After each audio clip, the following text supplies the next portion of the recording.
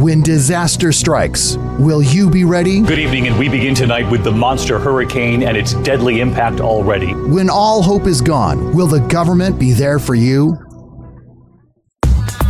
If you're looking for ways to take your prepping to the next level, then you've come to the right place. Broadcasting from a secure and well-prepared location, it's time for Prepping 2.0. And now, please welcome authors Glenn Tate and Shelby Gallagher. Well, welcome to episode 35, Intelligence Gathering and Analysis for Preppers with Sam Culper. I am Glenn Tate, and you are? I'm Shelby Gallagher. How are you doing today, Mr. Tate? Doing very well. We're doing one of our favorite things in the entire world, which is recording this show, which we love to do because we're nerds, but it's fun, and I think we get good information out. We always do the top 100 things to go first in the collapse, which is a list based on people's experiences from Bosnia. Why don't you take it away with item number 26? Well, and I always like to give people a quick place to go look for it. Go to our website, prepping2-0.com. On the lower right, there's a big green box that links you to this list. It's fascinating to look at if you haven't already. We're on number 26, which is bow saws, axes, and hatchets and wedges. In parentheses, also honing oil. What does that mean? That means a ways to sharpen all of the tools just mentioned. I think sharp objects for all the whacking down of trees, the gardening, I think there's going to be a lot of needs for such things. So good to keep a good supply of them on hand and also know how to use them and sharpen them. Yeah, and like with so many other things we talk about on here, these things we're talking about, these items are relatively inexpensive, completely available, legal. Sometimes that enters into the conversation. Yeah, get yourself a hatchet, some axes, bow saw, box saw. I've seen it listed either way. Wedges, mauls, because you're going to need to be cutting wood. The thing with the hatchets, and to some extent the axes, it's going to be for kindling. You're going to be taking bigger wood. And one of the things, a lot of people listening out there are like, hey, I don't live out in the woods. I mean, there's no trees. Why do I need this stuff? Well, as I understand it, in Bosnia, in the winters, it got cold and people were not burning trees. They were burning their pianos, their furniture and those sorts of things, and having to cut them up that way. So don't think of it as a lumberjack thing. Think of it as a urban or suburban thing. Well, and if you've read book 2 of my book series, you know that there's alternative uses for such things, especially hatchets. Oh my, yes. Meting out justice would be another use for hatchets and axes. As a citizen of a federally recognized Indian tribe, in the past, the ancestors did a little bit of work with hatchets and tomahawks, and so did Francis Marion. So there's that too. I'm just going to leave it at that because we don't want to scare people away. But there's that. All right. Well, why don't you tell folks about what's going on in Idaho? This is so cool, and so many of you have heard us talk about, with fondness in our voices, that we love going to prepper shows. There's about 3 that we go to throughout the year because that's the time constraints that we have. One of our most favorite ones was last September, used to be called the Inland Northwest Preparedness Expo. They've changed the name. It is now the Panhandle Preparedness Expo. It is in the Panhandle of Idaho in Sandpoint, Idaho. Beautiful place. Great place. It's a huge prepping community there. People move there because of the prepping community there. And it's at the Bonner County Fairgrounds on September 21st and 22nd, 2019. What's great about these fairgrounds is that there's campsites. For a few dollars a night, you can come bring the whole family and camp out with folks like us and like other awesome preppers. So encourage you to think about making it a weekend. Bring the family. It's very family friendly. It's from 9 to 5 every day. Glenn and I will be speaking at it. And I have the biggest blast at this one. I say this every time we have an expo, but this is kind of the big one of the Pacific Northwest. I'm excited that we were invited back, and I'm excited to go. And as you've mentioned before, it's like the Woodstock of prepping expos, and as I've mentioned before, without all the smelly hippies. Yes. So it's the best of both worlds. So do we have anything going on in the merch shack? What's in the merch shack? We do. So excited to tell you about what's going on in the Merch Shack. If you've remembered over the past month or so, I keep saying we're going to update the T-shirts and the hoodies. We're going to do. Well, we finally got our order in. We have updated the inventory, so you can certainly go in and order a T-shirt or a hoodie that says the iconic "I Miss America" symbol. I should probably tell people how to get there. If you go to either one of our, actually, just go to prepping2-0.com. There is a shop tab. Click on that. It takes you to our shopping page. The coolest thing, though, this is brand new. I give all kudos to Glenn on this one. He developed this cool, high-quality plastic sticker that says very plainly and in I Miss America sort of branding, patiently awaiting the collapse. And it's been fun to stick on fun, meaningful places. Right now, all of our stainless steel coffee mugs have them. But I'm thinking on a gun safe. I'm thinking our new freeze dryer. I'm thinking the entrance to our greenhouse could be a good place. So find us. And this is a cool offer we have. If you order one, love it. Thank you so much. And if you email us a picture of your creative place you've stuck it along with your address, we'll send you a few more. What we want to do is have folks putting the stickers up and showing them off. It's cool. And as we speak, on my phone, I just received a picture of a water bottle.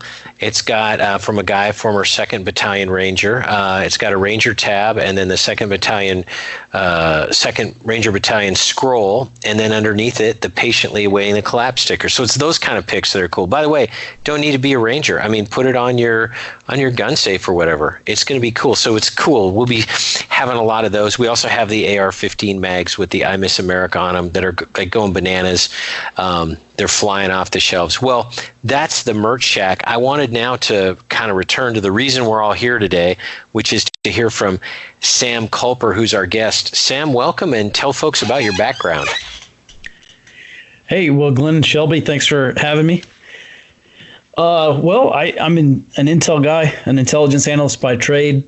I spent a number of years in the Army, got out as a sergeant, became a contractor, spent 3.5 or so years in Iraq and Afghanistan, both in uniform and as a contractor. And then in 2012, I really couldn't take the insanity anymore. And so I quit. And the rest is history, I guess. You're really modest. I've been listening to Sam and reading Sam. I started with his magazine, and then listening to his podcast for a long time. I feel like I know him. We know each other off the air. Describe Sam so people have an idea of this, all the shows, the newsletter, your books, and your classes. I mean, you've done so much stuff, and there's so many resources. Tell folks, just mention them, and people can get on the Googles and find them. How about that? Sure. Yeah, well, my website is forwardobserver.com, forwardobserver.com. We're based out of Austin, Texas, and really I have two goals right now. I mean, essentially two products that I dump all my time into, and that's number one is we run a warning service, so we monitor political, social, and economic instability. You know, if you have questions about, what's going to happen, what's going to cause some event, we try to answer, as intel guys, we try to answer that. And really, that's the fundamental value of intelligence, is reducing uncertainty about the future. And so through our warning service, which is at a very low level, it's AI enabled. We're have some artificial intelligence, and we will be continually building that up and really taking a big data approach so that we can make hypotheses, back test them against the data, for like riots and protests and stuff. And then we'll really be able to take a big data approach to early warning, which is, instead of getting a text message about, some event going on, you will get a text message or, an email about some event that could happen within days to weeks. And so I'm really excited about that project. But warning right now, I wake up every morning from about 5:30 a.m. to 8 a.m. I write an early warning intelligence email, which is just a daily political, social, and economic intelligence email, 8 a.m. Central. So by the time you're at work, or maybe even some days on the way to work, you can read through that. And really, the point is for us to tell you about things that are going to happen that day before they happen. And so that there's a little bit more to the warning service than that, and I won't bore you with the rest of the details. And then the other side really is training. People have to be trained, especially if you're preparing, spending hundreds or thousands or tens of thousands of dollars on preparedness. We have to know what's going on. And so just through some very rudimentary intelligence gathering, we have to be deliberate about it. No one's going to produce that intelligence for us, but we can learn enough very quickly to be able to set up some local intelligence gathering efforts so that during this event, whatever it may be, we can understand what's happening beyond our line of sight. And really more importantly than that, not only can we understand what's going on currently, but we can begin to anticipate the future. And you put out an amazing book. Tell folks about it. I have a copy of this. Use it all the time. You got to talk about this. Yeah, well, thank you. Yeah, it's called SHTF Intelligence and Intelligence Analyst's Guide to Community Security. And I've been working. I haven't been pumping the book as much because I'm working on a second edition now. But I have no idea when it's going to come out, just because I don't know. Glenn, whenever you finish a book, or Shelby too, whenever y'all finish a book, are you ever just like, I'm never writing another book again? Yes. Amen. And then we do. And as far as like another edition, you go, oh my goodness, when am I going to do this? Totally get it. I would say this though, there's nothing in the first edition that is, stale or no longer accurate. It's so cool because it is exactly what he described. It's a book for preppers, SHTF, and it's the stuff you need to know about intelligence. And there's more to it than you think, and there's less to it than you think, and he's going to elaborate on that. And then, of course, you do classes too, where you teach the intelligence process. And the cool thing about the classes, I've never been to one. I hear great things, and you do them all in different parts of the country. If you've got a team, you can send your intel person to the class and learn all this stuff, get all these materials, do some real life examples, some case studies, and then your team person can bring it back and train up other people. So talk about the classes a little bit. Sure. Yeah. The classes are typically 2 or 3 days in length. There's some custom classes that we could teach a week's worth of material if you want, but over the course of 2 or 3 days, students come in, we talk about the intelligence cycle, we talk about intelligence gathering, we talk about analysis, we talk through case studies, we do some practical exercises, we build some intelligence products, or we at least get started building some intelligence products. And, my goal by the end of the class is students leave and they can actually go back and be an intel officer for their prepper group or their community security team or whatever they have. And really, it's funny because people come in and they take this class, even people who are unsold on the idea of intelligence. And by the end of the class, they're like, I can't believe I've spent this much money and time and effort and resources into preparedness. And up to this point, I have not been prepared to maintain situational awareness during this event that I've been preparing for. And so really, it's just a case of, people not knowing what they don't know.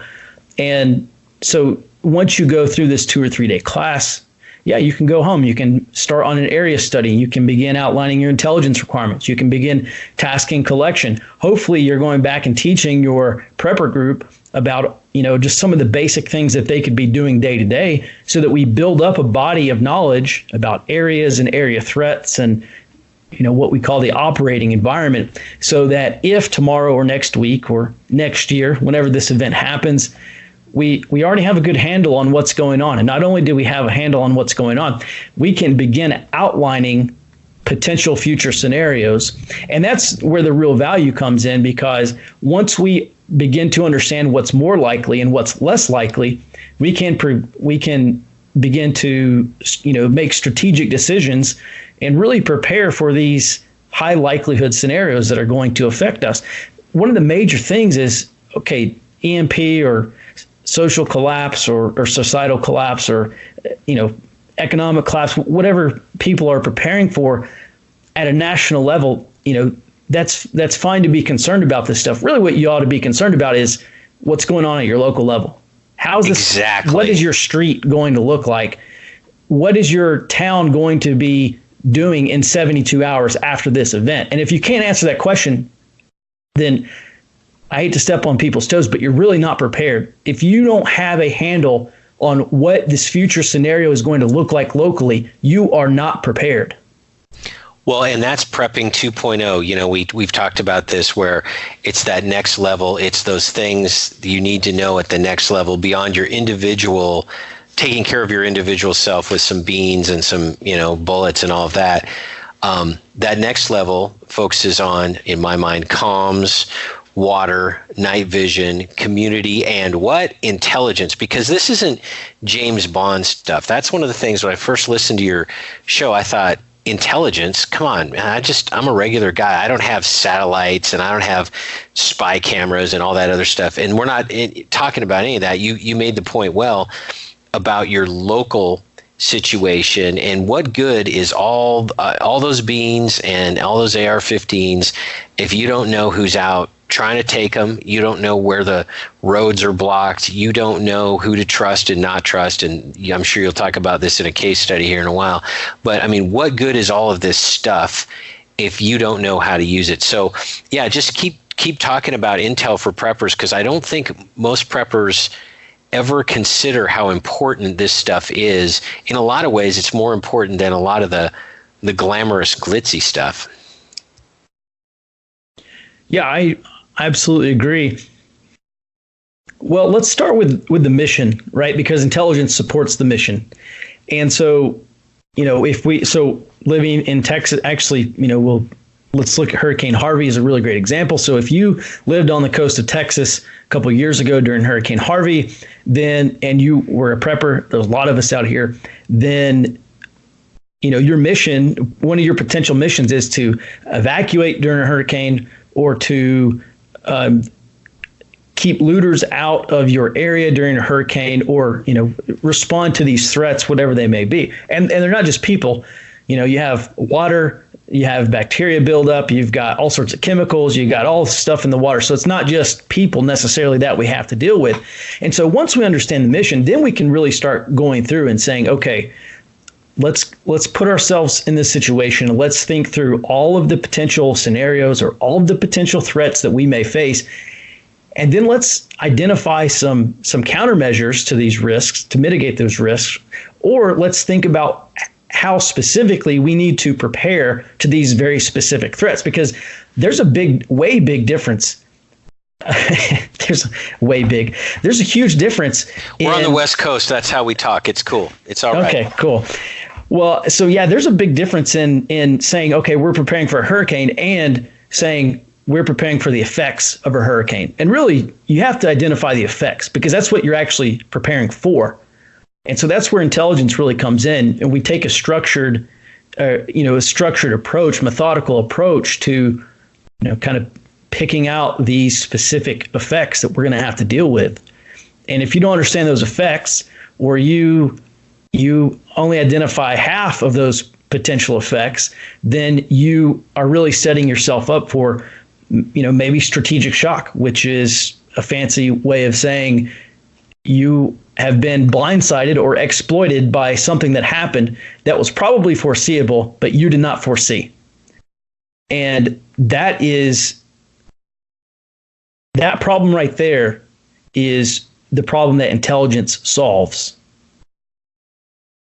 Exactly. Yeah. Keep talking about this. People need to hear this, and you're so good. You're the guy, by the way, in the prepper community. You're the guy on this topic. There's nobody else that does this. So yeah. Well, yeah, I really shouldn't be, because I know there are intel guys here, because they email me. They're like, hey, I read your stuff. I was, a CI guy, or, I was an intel analyst. I'm like, okay, why aren't you running a blog talking about vetting your prepper group if you're a counterintelligence guy? Like, you need to be pitching in on this. It's so if you are an intel person and you're listening, or you're involved in the community, it's like, hey, let's keep pushing, because there's not enough I mean, I this is going to sound horribly conceited, but there's not enough Sam Culpers. And a big reason why I focus on training is to make everybody a Sam Culper so that they can go out and they not only know how to do this stuff, they can go out and teach this stuff as well. I mean, probably not at the same level, but teaching some basics, that's enough to save someone's life. At a point, sorry to interrupt. Go ahead. Well, just with regards to how do we maintain situational awareness, how do we identify our blind spots, and then how can we gather intelligence to fill in these blind spots and these intelligence gaps? It's like, okay, you're expecting a grid down scenario. Well, that's a really tough intel environment. And maybe when we talk about, let's talk about it now. So, your grid down environment. I'm big on tech, especially when we have a grid up, right? So one of the things that we almost always encounter during protests, we encountered it when we were supporting some Cajun Navy guys during Hurricane Florence in North Carolina last year. What happens is as power goes down, your access to information also goes down to almost nil. We're watching these live streams during these riots. Okay, that's great to have. Cell phone batteries start to die, feeds go out, blackout as far as information is concerned. And so when you're trying to drive someone's security decisions, or you're trying to drive someone's operations, or you're trying to provide them situational awareness, when there's a total informational blackout, well, we have to get really creative.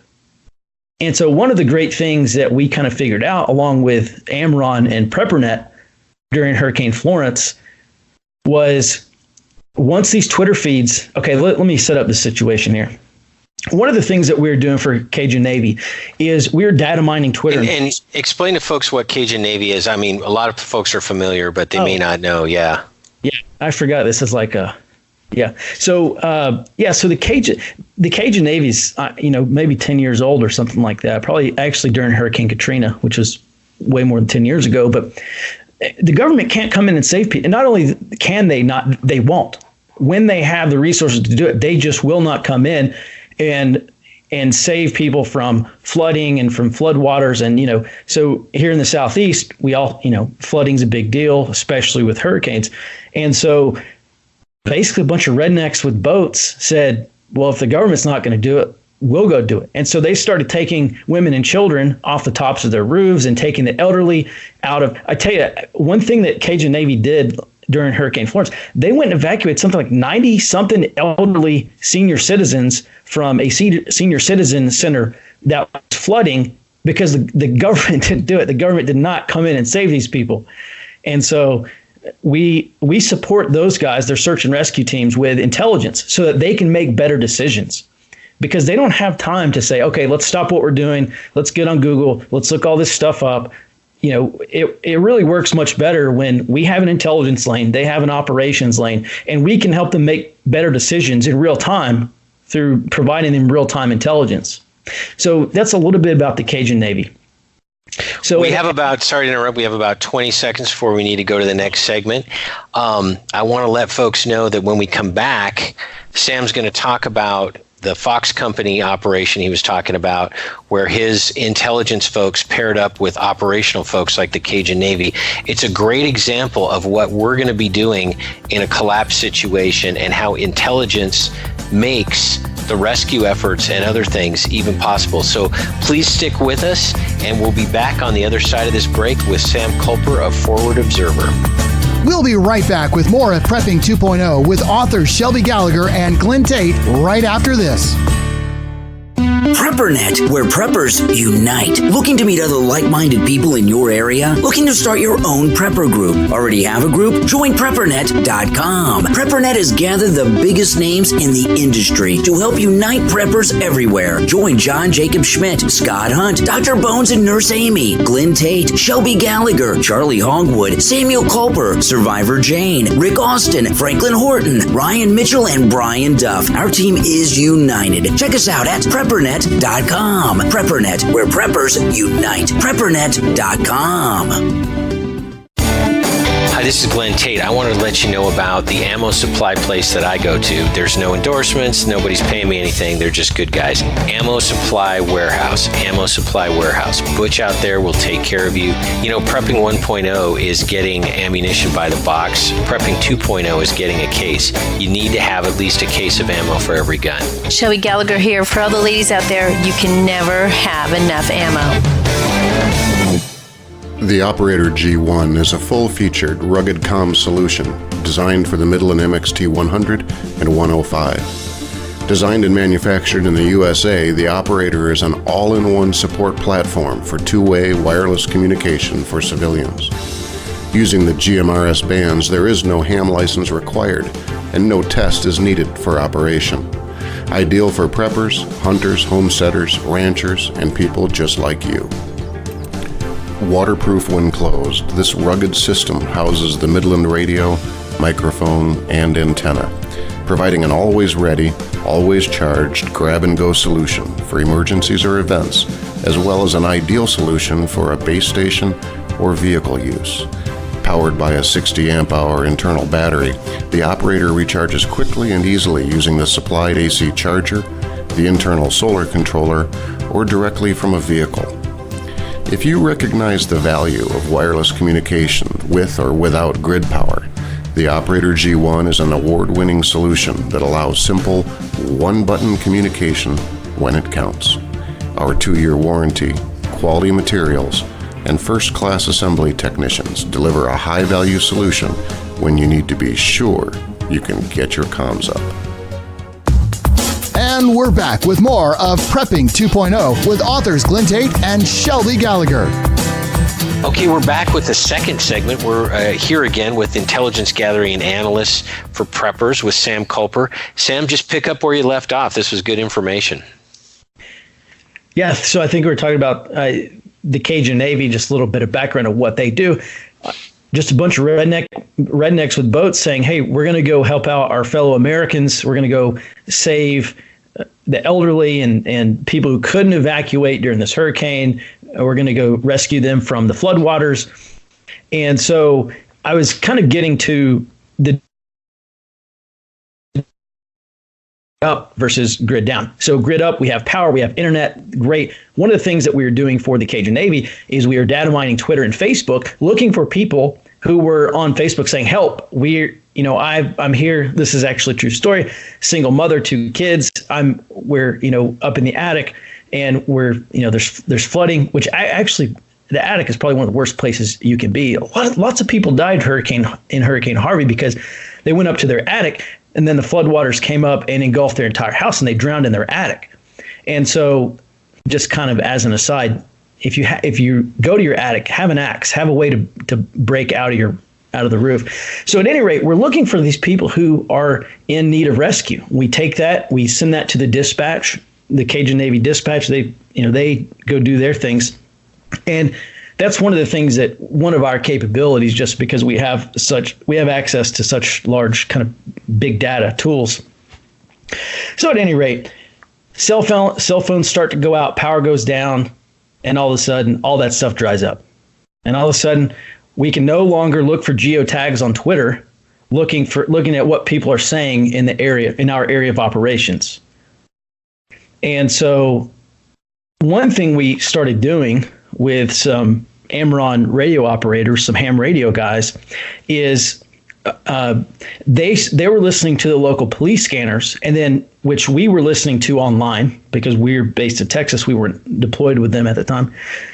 And they start relaying us information via ham radio to someone who has internet, who can then be online and then relay that information back to us. And so that's just one example of one way to kind of get creative. So let me just go over this one more time. Someone did not have power, but was still operating a police scanner. They did have ham radio. They were relaying that information to another ham radio operator who did have internet, who is then inputting that information via the internet back to us.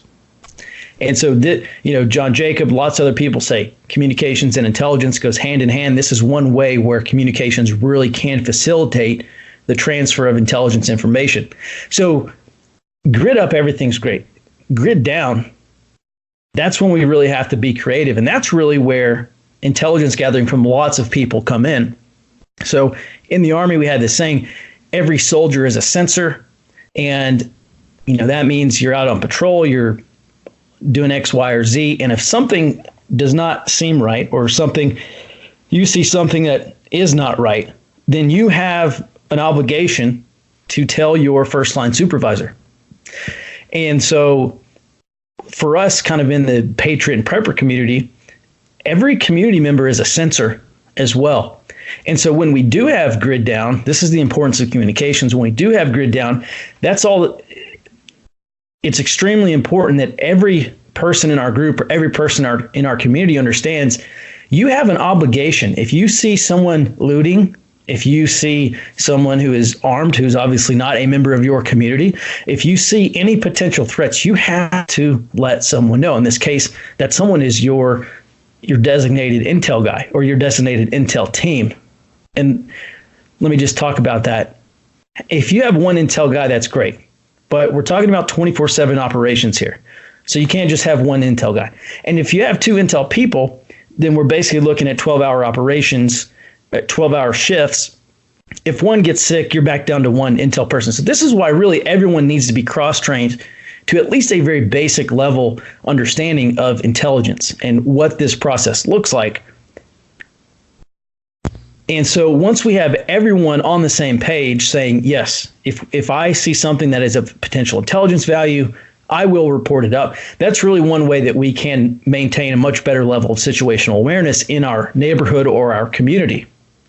And so, let's look at a situation like this in another real world example, which was when we battle tracked the Ferguson riots back in 2014. Describe what battle tracking is. Yeah, because a lot of folks aren't familiar with that. Yeah, sure. Yeah, well, I'll explain it. So I'll explain it as I'm describing this process. So, this is what kind of put us on the map, because it was myself, a fellow intelligence analyst who was actually stationed in South Korea at the time, and a handful of volunteers. And the question was, can we maintain real-time situational awareness during the Ferguson riots online and just with commercial off-the-shelf technology? And the answer was yes. So what we did is we were data mining Twitter and Facebook during these riots. Actually, before the riot even started, we had like a 60-minute head start because we were listening to the police scanner and this call sign Warfighter 33, which was the local National Guard commander who was on the scene, started telling his National Guard units, hey, go out to your static checkpoints. And that was our first that they were preparing for rioting that night. We go back in time and there was a big question. Is there going to be a no true bill? How are they going to find this guy guilty? Or are they going to charge this guy, or whatever the situation was? And there was a no true bill, which means people were going to go crazy, for lack of a better term. And so we had a 60-minute head start. We said, look, if the National Guard, they're starting to prepare for this riot tonight, things are going to kick off. We got 60 minutes. Let's figure out exactly what we got to do before this happens. And so what we're doing is we're taking information from Twitter and from Facebook and the police scanner and some VHF and UHF communications, as well as some people on the ground at the time. And we started plotting all of these events on a map. So there was police were forming a skirmish line. Okay, great. Put that on the map. Police were setting up a roadblock. Okay, put that on a map. And so over the course of several hours, we got a really good picture of exactly what was going on through this riot. And we call this battle tracking. And instead of tracking, the FLOTs, the forward line of own troops and forward line of enemy troops and tanks and soldiers, we were tracking the progress of the riot. And so, that's something that with a little bit of training, actually just by describing it, a lot of people can probably do this at a very basic level, but with some training, you can actually get quite good at this. And if you are expecting kind of a high operational tempo environment during an event you're preparing for, then doing this is well worth your time, because, the question then is, okay, if we were in Ferguson and we had to get out of Ferguson, how would we do that if we didn't have a map of exactly what was going on? Exactly. And so through having this map, and really all we're doing is we're visualizing raw data. But now that we have this map, we could say, well, there's a lack of activity over here. And, we can confirm that there's no riders, no police in this path of egress. Well, yeah, let's take this way to get out of the city. And so, people I talk to people all the time. They have 4 or 5 hour bug out routes. That's a lot of miles for not having any inkling of what's over the next hill or what's happening in the next town. And so that's a hurdle you're going to have to, identifying that challenge is great. The problem is, okay, how do you solve that challenge? How do we get information now about what's happening in the next town before we get there and maybe get wrecked? Yeah, exactly. And a point you were talking about training and 24-hour operations and cross-training and having plenty of people. You've made this point, so I don't want anyone to think that I'm being brilliant because you gave me this idea.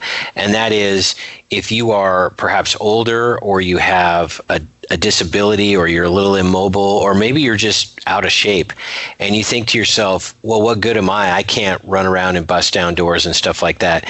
The answer is there's a bunch of stuff you can do if you are an intel person, and that doesn't mean being a spy. If you're gathering this information, you got runners, you're dispatching information, you're running radios, all the things Sam's talking about out there, listeners.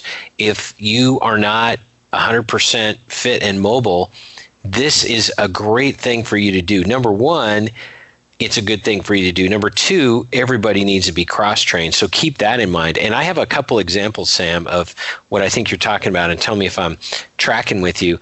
And that's hunting and lobbying. You're saying, what the heck? Those don't have anything in common.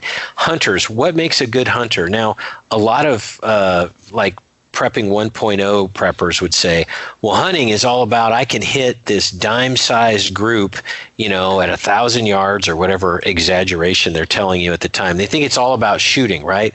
Well, when you think about it, hunting means knowing where the game is, where they're not, where they're going to go, where they've been, finding them. Good hunters, can be average marksmen.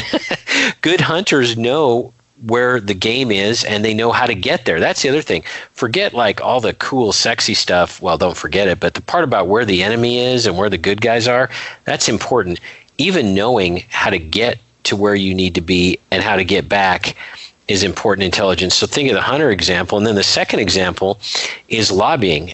When I lobbied, I was pretty good at it, and not because I was, a backslapper or I got people drunk or whatever it is people think lobbyists do.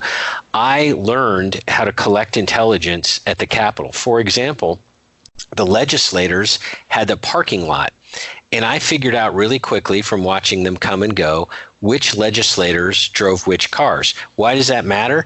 Because I would know if particular legislators were on the Hill at the time and could be, you talk to them, or if they'd left.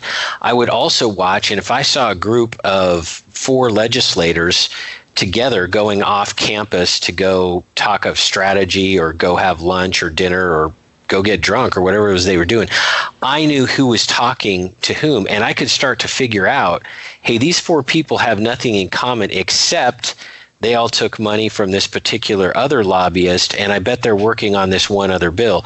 And so people were kind of marveling, how do I know all this stuff? I didn't know all this stuff. I just figured, I called it the watering hole, right? That's where everybody came. All the legislators came into this parking lot, and you could tell who was there and not there. These are the very practical kinds of intelligence gathering that we're talking about. Does that sound right? Yeah, absolutely. Yeah, what you just described reminded me of, what's that story about Wayne Gretzky? Someone once asked him how he was so good at hockey, and he said, I don't skate to where the puck is. I skate to where the puck is going to be. Exactly. And so understanding trends or being able to plot out a trajectory really allows you to act not just on what's happening now, but act on what you can expect to happen in the future. And in a lot of ways, that's intelligence gathering and analysis. Yeah, no, keep going. This is good stuff.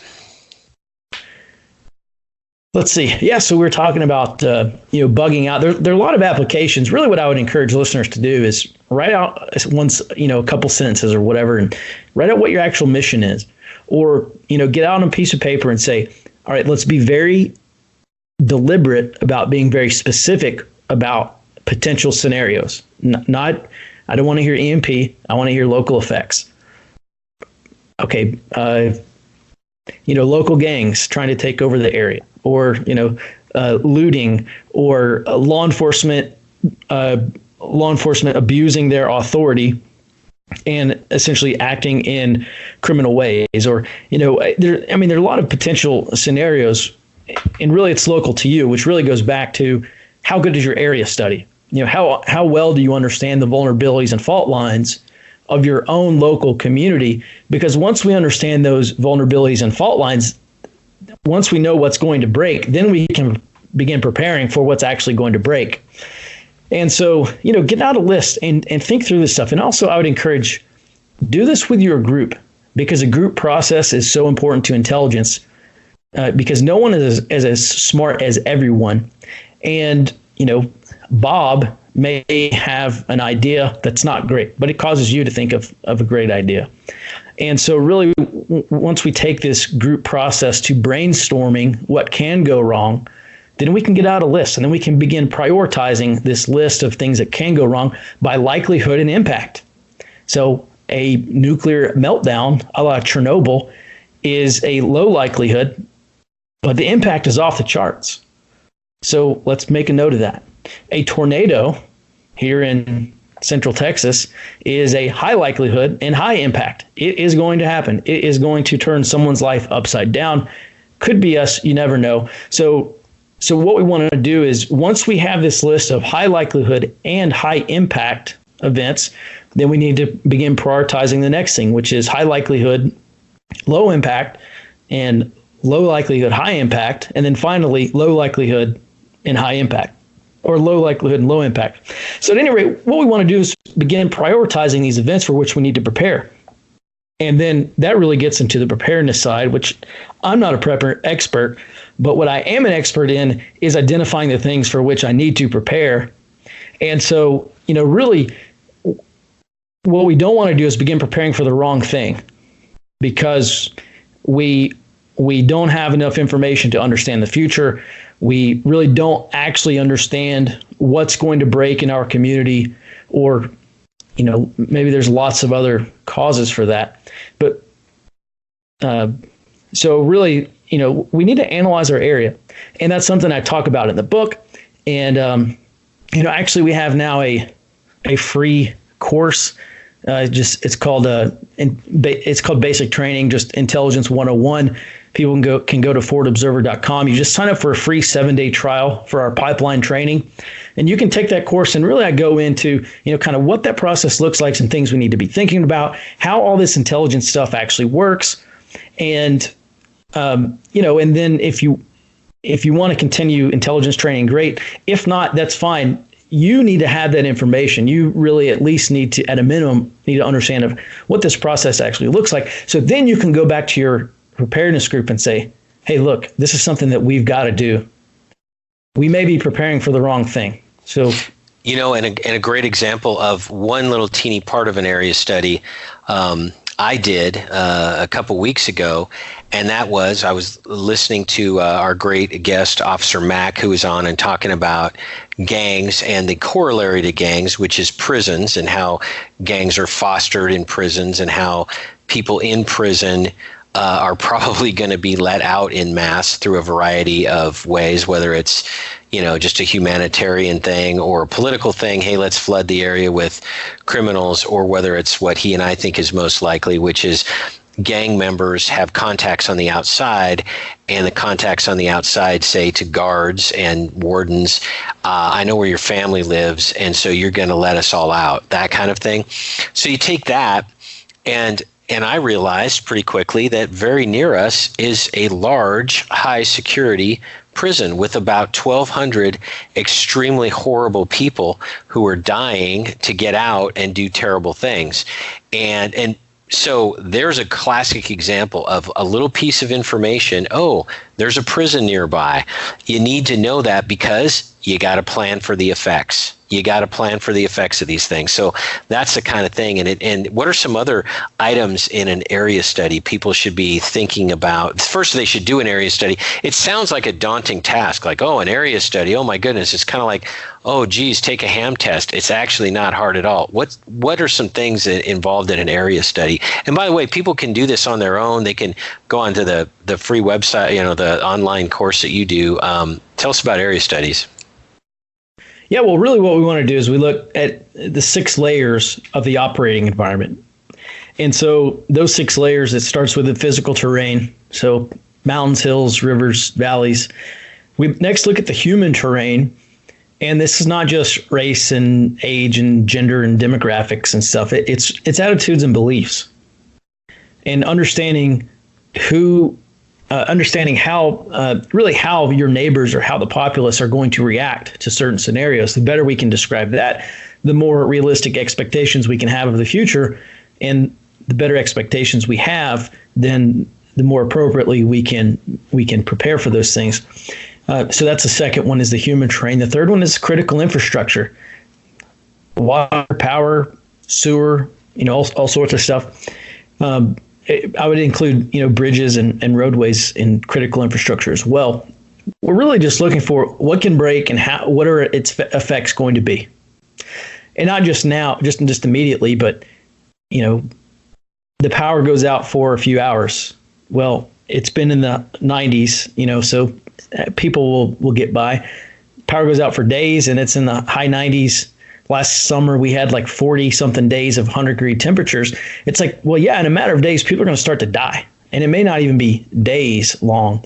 And so, just understanding your critical infrastructure and understanding the timeline of events. And really what we wanted to look at as well, second and third order effects. Just because X happened does not mean that Y and Z are unimportant. And one major task of intelligence is looking for those second and third order effects. X happens, and then Y is going to happen within 72 hours. And then within 24 hours after that, Z is going to happen. And now all of a sudden we have extremely specific and hopefully accurate expectations of the future, so that we can say, oh, X happened. Okay, great. Well, we got 72 hours before we get to Z, and that's when things are really going to get bad. So we've got 72 hours to figure out what we're going to do before this happens. Critical infrastructure is number 3. Number 4 is politics and governance. Hey, your mayor matters, your county commissioner, whatever, they make the rules, or, hopefully try to at least try to make good ones. How are they going to respond? Next, we have military, law enforcement, and security as number 5. If you have an army base or you got a National Guard post, what are they going to do? How are they going to respond? How's law enforcement going to respond? Are they going to obey the 4th Amendment? How do they feel about the 2nd Amendment? So on and so forth. And then number 6 is economics and finance. What are your economic and financial drivers of your neighborhood? What does your neighborhood look like at 25% unemployment? Because that's actually probably a baseline scenario going forward. And so those are the 6 elements of an operating environment, and we need to be as descriptive of those as we can, and really, look at the fault lines and vulnerabilities in each of those 6 areas. And once we understand that, then we can get a really good list of, hey, here are all the things that could potentially break, and then prioritize those according to likelihood and impact, and then start trying to solve those high problems, because those are things that are going to happen and they're going to impact you highly. And Sam, we have about 3 minutes. I would like you to make 2 points, or at least start something. First of all, first point is, how can folks get a hold of you and describe again some of the products you have out there? By the way, we're not making any money from referrals or anything, so people can get more information, and then at least touch on scanners and how important that is. So what are some products you have, and how can folks get a hold of you? And then tease folks about scanners, because we'll have a good discussion of scanners in the after show. Sure. Yeah. So forwardobserver.com. And we have 2 main product offerings. We have our warning service, which is an intelligence warning service, where the goal here is to generate threat intelligence before it occurs, and also describe kind of on a broader trend what's going on and maybe how close we are to some type of SHTF event. The second thing is the training pipeline. So I'm building this training progression out. And so, at a certain level of modules, you'll be able to get a certificate, we'll mail you a certificate once you complete all these training modules. And really the goal for you is to build and sharpen your intelligence skills for this event, because we know the future is going to be pretty bad. The question is, how bad is it going to be? And once you can wrap your mind around that, then you can begin to answer that locally. Because if you live in Los Angeles, your future is going to be way worse than our ranch here in Texas, just by volume of necessity and volume of people. So, and then, scanners. Scanners are crucial. There are a lot of areas, unfortunately, where law enforcement is moving to encrypted communications. The scanner's not going to do you any good there. We can talk about direction. Well, we probably can't talk about direction finding right now, but that's one thing we can look at. But just having a police scanner, we think about, hey, something bad happens. Who are the first people to know about it? The people calling 911, talking to dispatch, and then a dispatcher communicating with law enforcement, hey, go here because this is happening. And if we can listen into that, then we can really be among the first to know what's happening. And, if that meets our threshold of action, then we can take action on that, if it's bugging out or bugging in or making some kind of decision. So you want me to tell you a police scanner that I really like? Yeah, please do. We got about 30 more seconds. Okay. First of all, make sure that your area does not have encrypted law enforcement first responder communications. The Uniden Home Patrol, it's the UNIDEN, Uniden Home Patrol 2. I love it. It's super easy to use. It's extremely mobile. So if you're bugging out, I really think that you have to have one of these. You can spend like $80 or $90. You can get a GPS antenna. When I drive across country, Sam, we're running out of time. Our apologies. All right. The Uniden Home Patrol 2 with P25 encryption. You want it? Trust us. Shelby, take us out. Failing to prepare is preparing to fail. Have a good week, everyone. You've been listening to Prepping 2.0 with authors Shelby Gallagher and Glenn Tate. All of the fun and easy prepping information heard on this podcast can be found online at prepping2-0.com. You can also find out more about Glenn's books online at 299days.com and about Shelby's books online at agreatstate.com. Until next time, be smart, be safe, and be prepared.